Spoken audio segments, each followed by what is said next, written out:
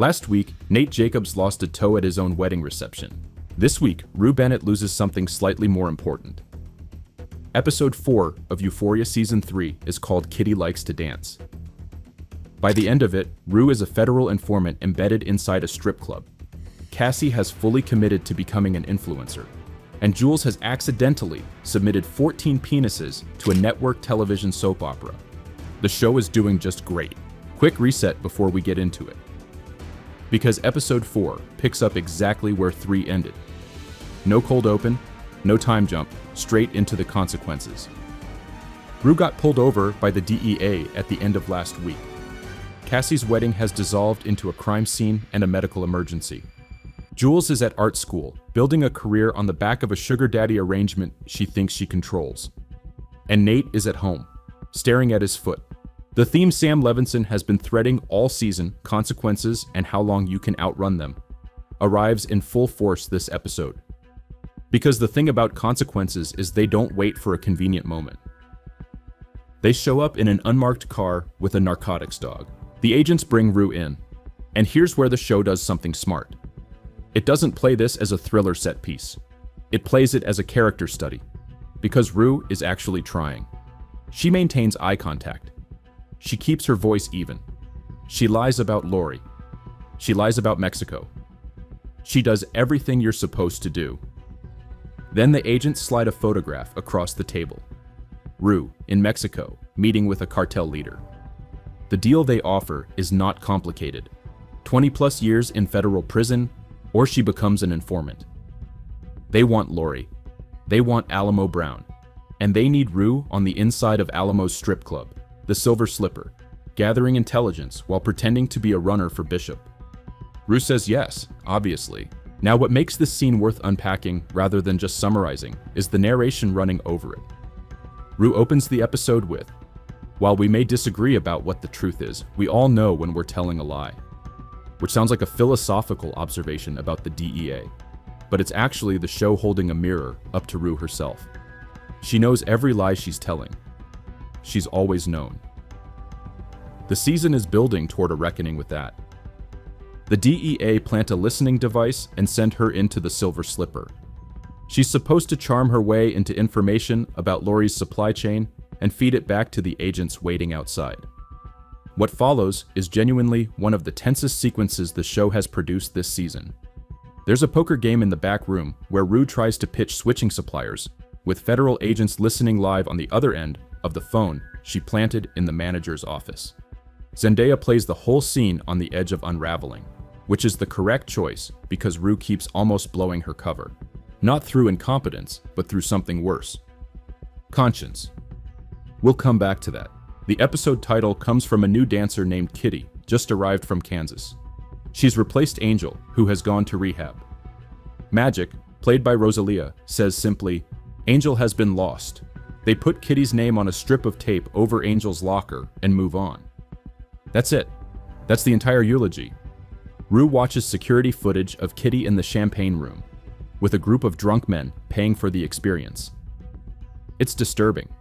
And Rue, who has spent most of this season making the most convenient self-serving decision available, goes to the bathroom and asks Kitty if she's okay, or if she's being forced into anything.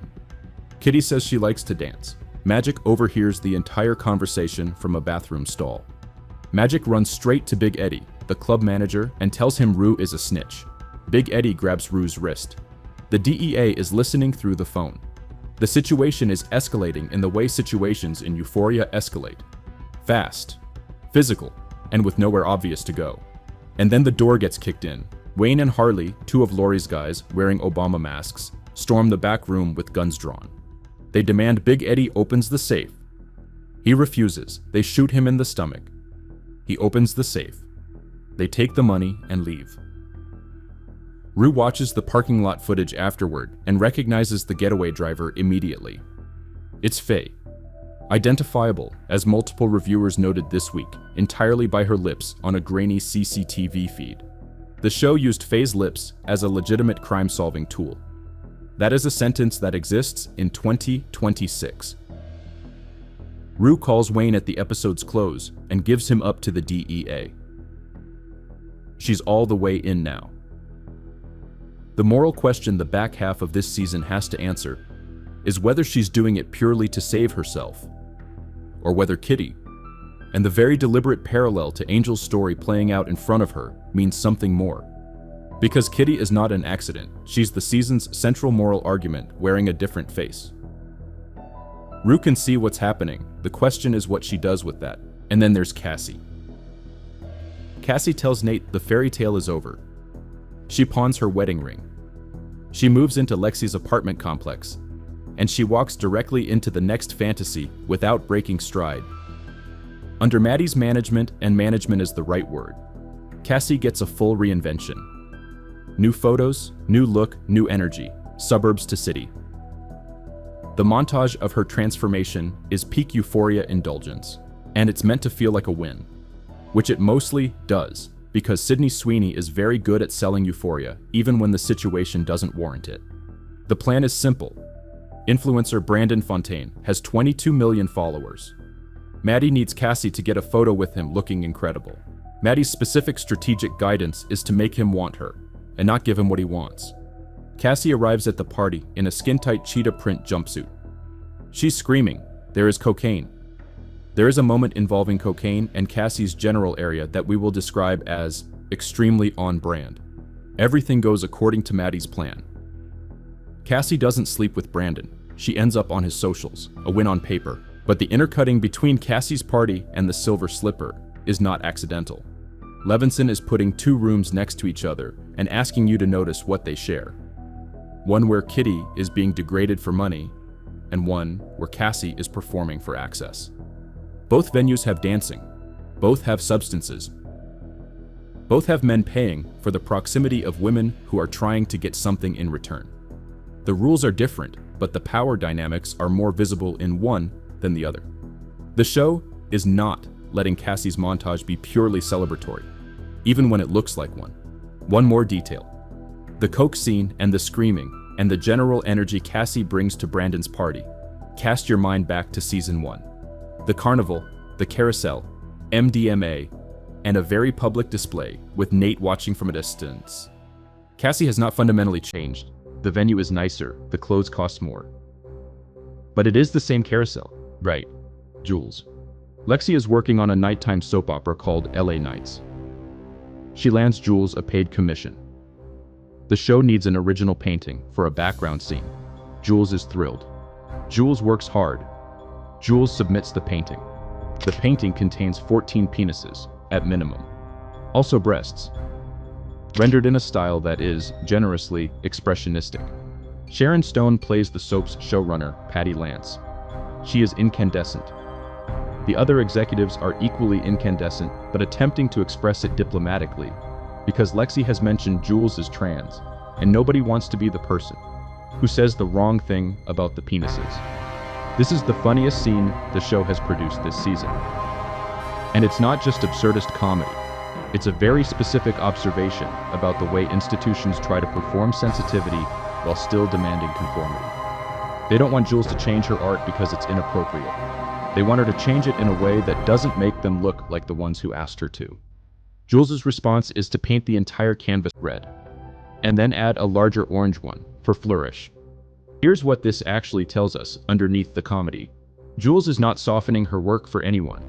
After 2 seasons of Jules reshaping herself around other people's comfort, Cal, Rue, her own sense of who she needed to be, she is now producing the most confrontational version of her art, and refusing to negotiate it, even when it costs her professionally. That is a character who has changed in the ways that matter. Even if Lexi is the one who has to explain it to a network executive. Kitty Likes to Dance is a mid-season pivot. The first 3 episodes lit the fuse on every character. This episode is about the explosion, and about who each person decides to be in the middle of it. Rue becomes an informant and tells herself it's survival. Cassie walks out of a marriage and into a different performance. Jules paints the whole thing red and adds something bigger. Nate stares at his toe. The question sitting at the center of all of it. And this is the question that will determine whether the back half of this season actually lands, is whether Kitty means anything to Rue. Whether she becomes a reason to use the access she now has for something beyond saving herself. Because the season's thesis has been about consequences, about the bill coming due, and Rue is in a position, for the first time, to actually do something for someone else at personal cost. Whether she does is the only thing that matters now. That's episode 4. If you think Faye is playing both sides, drop it in the comments. Because those lips were not on that CCTV by accident. Next week, episode 5 is called This Little Piggy, which is either about Nate's toe or Laurie's ongoing pig war with Alamo Brown. It's Euphoria, so it's probably both. Subscribe and I'll catch you in the next one.